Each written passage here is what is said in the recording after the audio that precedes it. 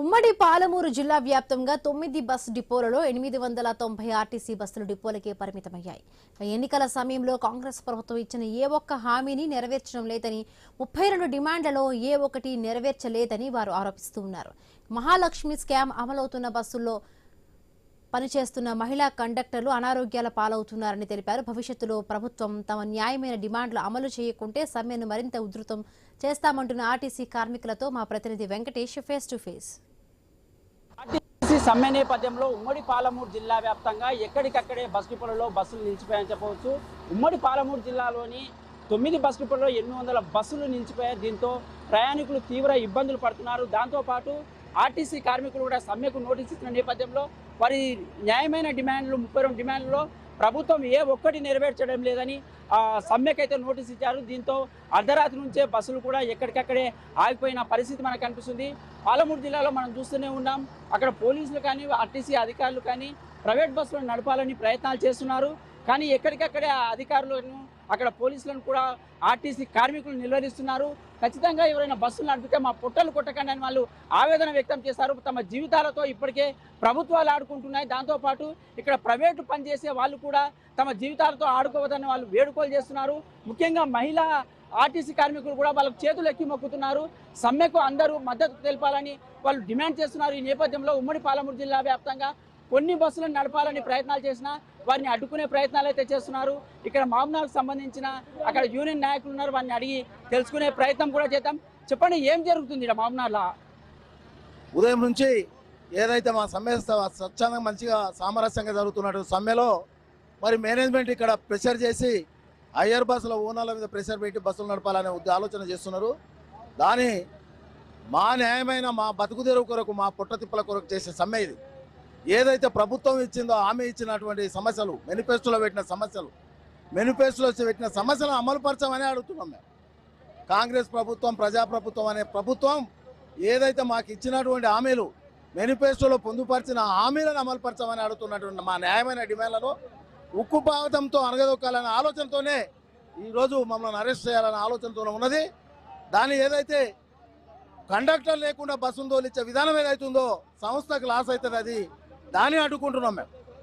Private మీరు చెప్పండి అమ్మా, ఏం సమస్యలు ఉన్నాయి, ఏం డిమాండ్ ఉన్నాయి? ప్రధానంగా పిఆర్సీ ఉంది సార్, 2 పిఆర్సీలు ఇచ్చేటివి ఇవ్వలేదు.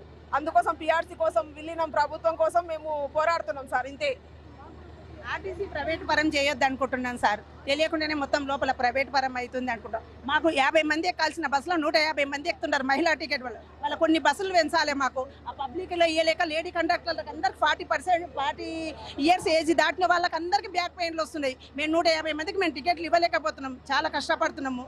మమ్మల్ని మేము కూడా మహిళలమే కదా సార్, మహిళలకు ఫ్రీ ఇచ్చిండు. మళ్ళీ ఆర్టీసీలో చేసే ప్రతి కండక్టర్ మహిళా కండక్టర్ మరి మా గురించి ఆలోచించాడా? మేము మహిళలం కాదా? మాకు కూడా కొన్ని ఉండే డిమాండ్లు, ఆ డిమాండ్లు నెరవేర్చే వరకు మేము సమ్మె 41 డేస్ అయింది సార్ సమ్మె నోటీస్ ఇచ్చి. మళ్ళీ ఫ్రీ టికెట్కు, మహిళా టికెట్కు ఒక్క రోజులో నిర్ణయం తీసుకున్నాం. మేము 41 డేస్ ఇస్తే ఎందుకు నిర్ణయం తీసుకోలేదు సార్? మళ్ళీ మేము కూడా మా డిమాండ్ల కోసం మేము ఆపుతున్నాం. పబ్లిక్ కూడా దీనికి సహకరించాలని మేము కోరుకుంటున్నాం. అంటే మీ ప్రధానంగా 32 డిమాండ్లో ఏ ఒక్కటి నెరవేర్చలేదని నిన్న రాత్రి నుంచే నెరవేర్చలేడు. మాకు ఫస్ట్ ప్రభుత్వంలో విలీనం చేయాలి సార్. మాకు 2 పిఆర్సీలు రావాలి సార్, అవి ఇవ్వాలి. కొన్ని బస్సులు పెంచాలి. ఆర్టీసీని ప్రైవేట్ పరం చేయొద్దు.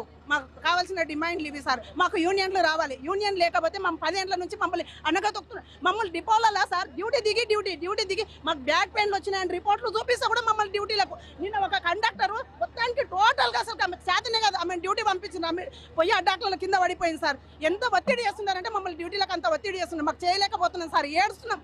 రోజు హెల్త్ రిపోర్ట్లు పట్టుకొని సిఐఎం ముందర డిఎం ముందర నిలబడుతున్నా కూడా పోరా అని మాట్లాడుతున్నారు సార్ మమ్మల్ని డ్యూటీలకు. వాస్తవంగా మీరు ఇంత సమ్మె చేస్తున్న ప్రైవేట్ బస్సులు పోలీసు వాళ్ళు నడపాలని చూస్తున్నారా, మీ ఆర్టీసీ సంస్థ నడపాలని చూస్తున్నారా? ఆర్టీసీ సంస్థ నడపాలని చూస్తుంది సార్. వాళ్ళు ఏం నడపరు, ఆర్టీసీ సంస్థనే నడపాలని చూస్తుంది. అంటే ప్రభుత్వం, కాంగ్రెస్ ప్రభుత్వం వచ్చిన తర్వాత మీ న్యాయమైన డిమాండ్లను పరిష్కరిస్తామని అక్కడ పొన్నం ప్రభాకర్ కానీ, ప్రభుత్వం కానీ, సీఎం రేవంత్ రెడ్డి, ఈ జిల్లాకు చెందిన సీఎం రేవంత్ రెడ్డి మీకు హామీ కూడా ఇచ్చారు కదా, మరి ఇప్పటివరకు ఏం లేదా? ఏం చేయలేదు సార్. జీరో టికెట్ మాత్రమే ఇచ్చారు సార్, మాకు ఏమీ ఇవ్వలేదు. మన తెలంగాణ వ్యక్తి సీఎం అయిందని మేము ఎంతో గర్వపడినాము, మనకు న్యాయం చేశారని. కానీ మాకు వచ్చిన 32 డిమాండ్స్లో ఒక్క డిమాండ్ కూడా మాకేమీ ఇవ్వలేదు. కొత్త రిక్రూట్మెంట్ లేదు. ఒక మహిళ 16 గంటల డ్యూటీ చేస్తుంది రోజు. మేము 0 టికెట్లు ఇచ్చి 60, 50, 70 మంది ఎక్కే మినిమం బస్సులో 130, 140 మంది ప్యాసింజర్స్ ఎక్కితే వాళ్ళకు మధ్యలో దూరి ఇవ్వాలంటే టికెట్లు ఇవ్వలేకపోతున్నాం మేము. మళ్ళీ మేము ఆ డ్యూటీ చేసేసిన తర్వాత కూడా మా మేనేజ్మెంట్ వాళ్ళు మళ్ళీ డీడీ డబల్ డ్యూటీ వాళ్ళు మీరు పోకపోతే ఛార్జ్ షీట్ ఇంక్రిమెంట్ బ్యాక్ ఇవన్నీ మేము అవస్థలు పడుతున్నాం సార్. మా డ్యూటీలు 8 గంటల డ్యూటీలకు 16 గంటల డ్యూటీలు చేస్తున్నాం. 56 మంది ఎక్కాల్సిన బస్సులో 150, 130, 120, 100కు పైగానే మంది ఎక్కుతున్నారు. దానివలన మా ఆరోగ్యాలు పాడవుతున్నాయి.